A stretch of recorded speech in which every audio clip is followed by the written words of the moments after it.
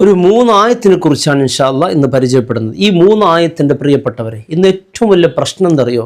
പരസ്പരം മനുഷ്യർക്കിടയിൽ സ്നേഹം നഷ്ടപ്പെട്ടുകൊണ്ടിരിക്കുകയാണ്. നാം ഉദ്ദേശിക്കുന്ന ഒരാളുടെ സ്നേഹം നമുക്ക് കിട്ടണമെങ്കിൽ ഈ 3 ആയത്തൊന്ന് ഓതി മന്ത്രിച്ച് നോക്ക്. ഒരു 7 തവണ ഓതിയാൽ മതി, കുറേയൊന്നും ഓതണ്ട. ഒരു 7 തവണ മന്ത്രിക്കുക.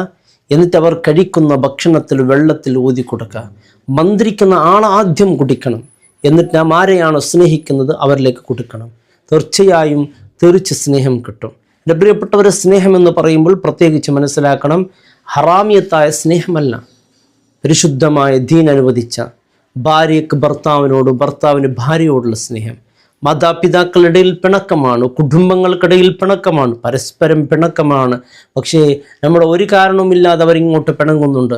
അവരുടെ സ്നേഹം നഷ്ടപ്പെട്ട് നാം വല്ലാത്ത വിഷമത്തിലാണ്, വല്ലാത്ത ദുഃഖത്തിലാണ്. അവരുടെ സ്നേഹം നമുക്ക് പിടിച്ചു പറ്റേണ്ടതുണ്ട്. അതിലേക്ക് വേണ്ടി ഇതൊക്കെ ഉപയോഗിക്കുക.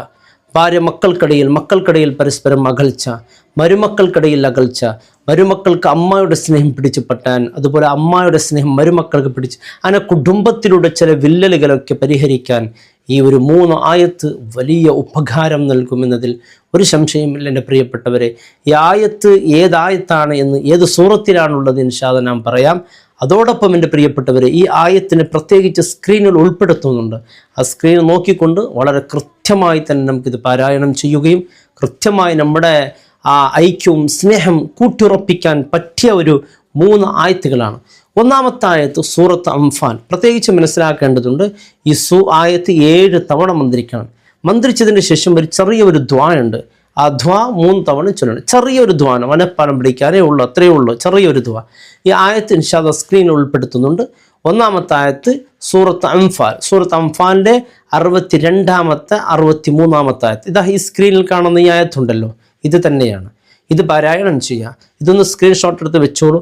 നിങ്ങൾക്ക് വിശുദ്ധ ഖുർആൻ്റെ 62, 63 അംഫാൽ സൂറത്തിൻ്റെ 62, 63 നോക്കി തന്നെ ഓതുക. വളരെ നല്ലതാണ്. 7 തവണ ഓതിയാൽ മതി. എന്നിട്ട് ആ വെള്ളത്തിലേക്കോ ഭക്ഷണത്തിലേക്കോ അതൊന്ന് മന്ത്രിച്ചു കൊടുത്താൽ മതി. അത്ഭുതകരമായ പരിഹാരമുണ്ടാവും.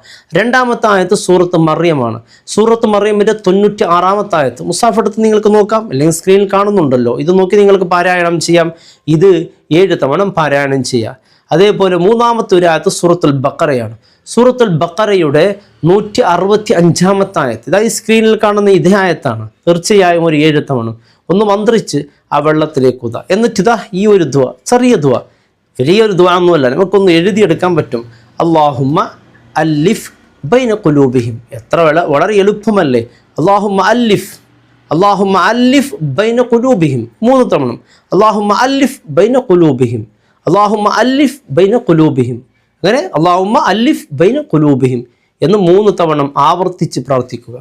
എന്നിട്ട് എൻ്റെ പ്രിയപ്പെട്ടവരെ നോക്കൂ, നിങ്ങൾക്കുള്ള മക്കൾക്കിടയിലുള്ള അകൽച്ച, കുടുംബങ്ങൾക്കുള്ള അകൽച്ച, അങ്ങനെ ഭാര്യ ഭർത്താക്കന്മാർക്കിടയിലുള്ള അകൽച്ച എല്ലാം ഇൻഷാ അല്ലാഹ് വലിയ സ്നേഹവും ഐക്യവും നിങ്ങളുടെ കുടുംബത്തിനുണ്ടാകും.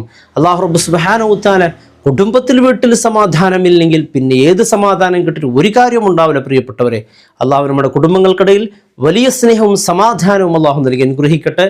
അസ്സലാമു അലൈക്കും വറഹ്മത്തുള്ളാഹി വബറകാതുഹു.